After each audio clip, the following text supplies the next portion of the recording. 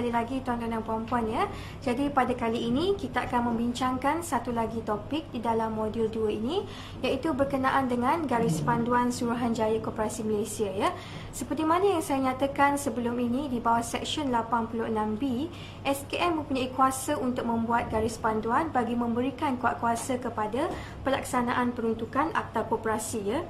Dan kalau kita lihat ya tuan-tuan dan puan-puan ya, garis panduan SKM ini sebenarnya ada banyak tuan-tuan dan puan-puan ya. Dan kalau tuan-tuan lihat ya, setakat ini saja kita sudah ada 21 garis panduan ya yang telah pun digariskan oleh pihak SKM ya. Kita boleh panggil garis panduan ataupun secara ringkasnya adalah GP ya. Jadi kalau saya merujuk pada GP itu maksudnya adalah garis panduan. Yang mana kalau tuan-tuan ya boleh mendapatkan garis panduan ini dengan mudah saja. Jadi tuan-tuan hanya perlu melayari laman web SKM ya, www.skm.gov.my, dan di situ tuan-tuan akan klik kepada pautan garis panduan ya. Dan di situ apabila tuan-tuan puan-puan klik, tuan-tuan akan lihat ada 21 ya, setakat ini ya ada 21 set GP yang telah pun dibuat oleh pihak SKM ya. Jadi kita akan lihat ya tuan-tuan dan puan-puan satu persatu berkenaan dengan intipati ya, perkara-perkara yang penting di dalam garis panduan ini. Bukanlah saya hendak orang kata membacakan kepada tuan-tuan kesemuanya, tidak, tetapi kita lihat ya satu persatu poin-poin yang penting apakah yang terdapat di dalam garis panduan ini ya. Dan seperti mana yang saya nyatakan, tuan-tuan boleh ya mendapatkan garis panduan ini di dalam laman web SKM, ataupun tuan-tuan boleh pergi ya ke mana-mana pejabat Suruhanjaya Koperasi Malaysia yang terhampir dengan tuan-tuan dan puan-puan untuk mendapatkan garis panduan ini, kerana ianya juga adalah penting ya, dan tuan-tuan perlu mematuhi peruntukan di dalam garis panduan ini sebagaimana tuan-tuan mematuhi peruntukan di dalam akta dan juga peraturan berserta dengan undang-undang kecil ya, kerana kesemuanya adalah berkait rapat di antara satu sama lain ya. Baiklah tuan-tuan, kita akan lihat terlebih dahulu garis panduan 1, iaitu berkenaan dengan garis panduan kumpulan wang reserve statutory ya. Jadi saya memberikan orang kata intipati yang penting di dalam garis panduan ini ya, yang mana ianya dikeluarkan di bawah Seksyen 86B ya, untuk menetapkan pemindahan kepada kumpulan wang reserve statutory ya, daripada untung bersih teraudit bagi koperasi yang amount kumpulan wang reserve statutory-nya adalah 100% atau lebih daripada share dan yuran di bawah peruntukan subsection 57(1)A Akta ya. Yang mana di situ ada dinyatakan ya tidak kurang daripada 25% daripada untung bersih teraudit ya, selagi amount kumpulan wang reserve statutory-nya adalah kurang daripada 50% daripada share dan juga yuran ya, dan juga suatu jumlah wang yang sama banyak ya, dan tidak kurang daripada 15%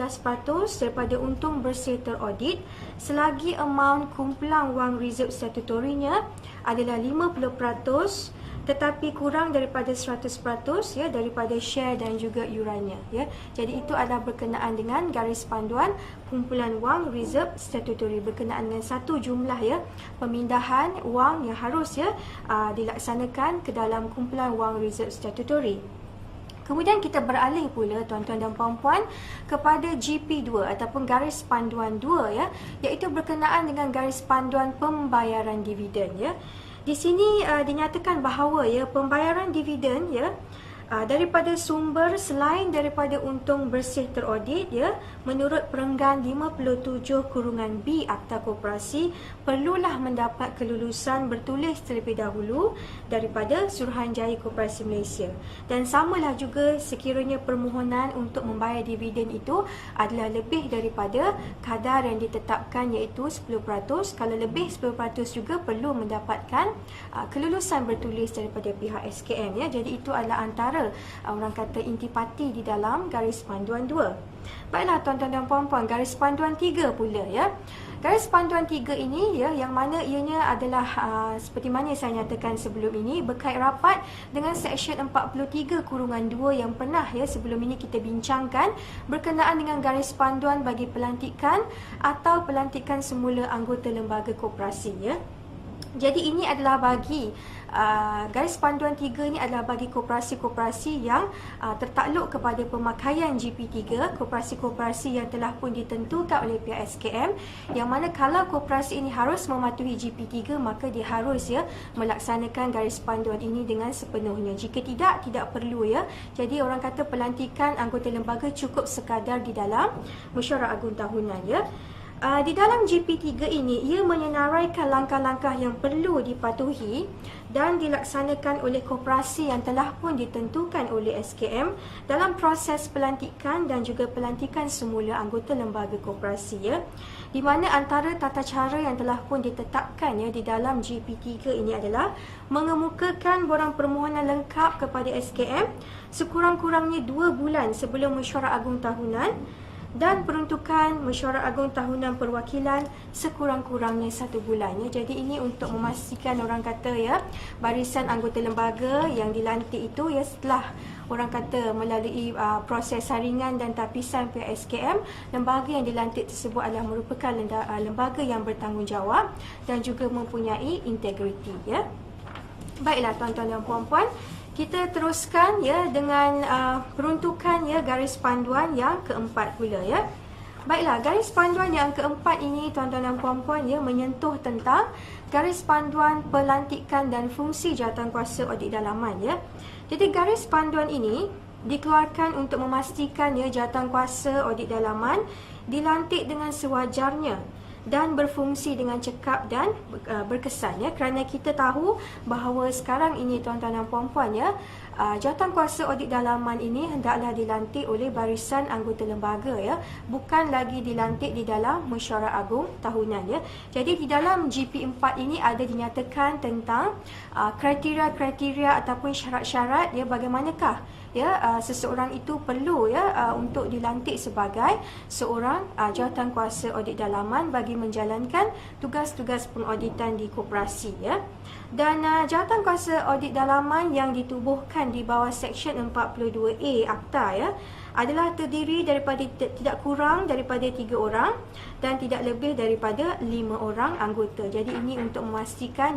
jawatankuasa audit dalaman yang dilantik itu merupakan seseorang yang efisien dan boleh menjalankan tugas-tugas pengauditan dengan baik Baiklah tuan-tuan dan puan-puan, kita teruskan dengan garis panduan yang seterusnya iaitu berkenaan dengan garis panduan 5 yang mana garis panduan ini adalah secara tidak langsung terpakai kepada tuan-tuan dan puan-puan kerana ia menerangkan tentang garis panduan yang mewajibkan anggota lembaga koperasi dan jawatankuasa audit dalaman untuk menghadirkan kursus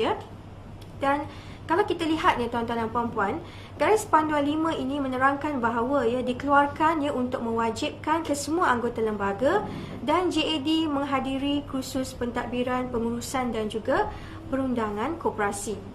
Dan anggota lembaga dan jawatankuasa audit dalaman bertanggungjawab untuk menghubungi pihak-pihak yang menganjurkan kursus ini sama ada maktab koperasi ataupun angkasa tentang pelantikan serta hasrat untuk mengikuti kursus yang disyaratkan Dan koperasi bertanggungjawab untuk melaporkan kepada pihak SKM kursus wajib yang telah pun dihadiri oleh ALK dan JAD dalam tempoh 30 hari daripada tarikh tamat kursus dan menjadi satu kesalahan sekiranya tidak memaklumkan kepada pihak Suruhanjaya Koperasi Malaysia Dan sebagai tambahan kepada tuan-tuan dan puan-puan, garis panduan 5 ini sebenarnya tuan-tuan dan puan-puan telah pun melalui beberapa pindaan Jadi pindaan di dalam garis panduan ini telah pun mula berkuat kuasa pada 16 Jun 2012 kerana untuk menyelaraskan dengan kursus wajib yang telah pun ditetapkan oleh pihak SKM Jadi untuk itu kita berehat seketika dan kita akan sambung lagi berkenaan dengan garis panduan 5 selepas ini. Sekian, terima kasih.